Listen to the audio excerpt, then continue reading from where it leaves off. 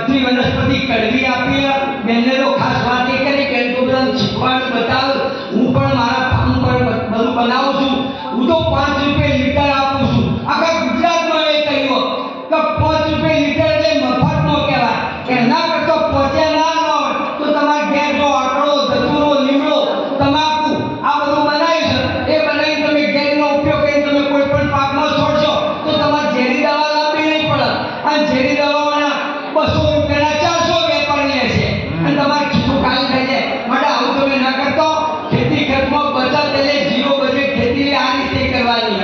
અને મિશ્ર પાક પદ્ધતિ પછી લીલો પડવાશ કરો આવું બધું કરો તો તમારી જમીન માટે તંદુરસ્ત રહેશે જો જમીન તંદુરસ્ત હશે ને તો એમાંથી અનાજ ઉપર થયેલું સારું છે તો આપણે સારા રહીશું નહીં તો ડોક્ટરો ખિસ્સો કાપવા માટે તૈયાર છે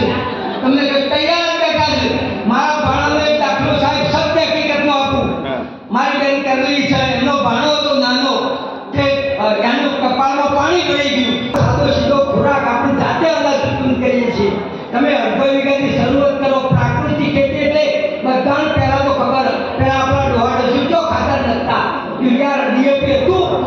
જ નહીં અને પાકતું ખાતા મસ્ત એનો રોટલો કેટલી સુગંધ આવતી બબે દાણાના રોટલા હવે ખાધેલા તકઈ દાણાની ભેંસો પણ ખાધેલી અને અત્યારે બધું આ બધું તો જતું નહીં અને એનાથી બધા તંદુરસ્ત હતા કોઈ કહે છે કે વાસી મસ્ત રોટલો બે દાણાનો રોટલો ખેતરમાં લઈ જઈને ખાતા પણ આ બધું લોકો ભૂલવા જ માંડ્યા હેડો વટાળો આરામ કરો એમાં કશું નથી તમારો શરીર બગડશે એટલે તમારે દવાખાને જવું પડશે ડોક્ટરો તો વાત જોઈ કહે કે આમ કાપવા માટે મારે એવું ના કરવું પડે એટલે તમે અહીંયા આવ્યો તો પ્રતિજ્ઞા કરો કે આપણે શરૂઆત કરીએ શરૂઆત આપણાથી કરવાની છે બીજા નહીં કહેવાનું એટલે બીજો ના કરતો એ કોક વીઘામાં 2 થી વીઘાના કંટાઈને આપણા નહીં રખવાની કૈલાસનો દાખલો અધૂરો હું તમને પૂરો કરું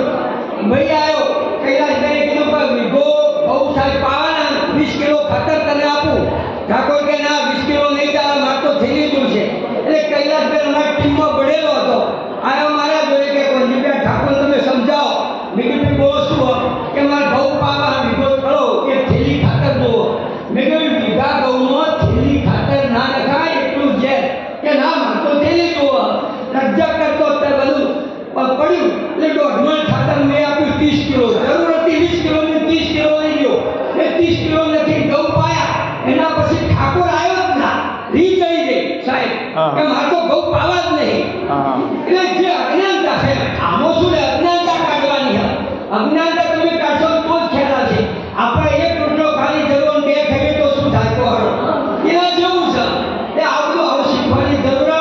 તમારે તો આવું તો આપણે ઘણા જગ્યાએ જોશું આવી રીતે બહેનો આ રીતે તૈયાર કરશું અને બીજું તમે આયા છો એ બહેનો ખાસ તો કરજો અંધશ્રદ્ધામાં કોઈ ના રહેતા શ્રદ્ધામાં રહેજો તમારા ઘરનો દીવો કરજો અગરબત્તી કરજો પણ કોઈ કહે છે કે હું આ જગ્યાએ તમને આમ નડે છે તમારું છોકરું બીમાર છે સીધો માં કરાવ્યો છો થોડા પાત્યા કોઈ જરૂર નથી આ શરીરમાં રોગ હોય તો બીમાર પડાય કોઈ માતા બીમાર પડતી કોઈ માતા કોઈ મારતી નહીં આ તો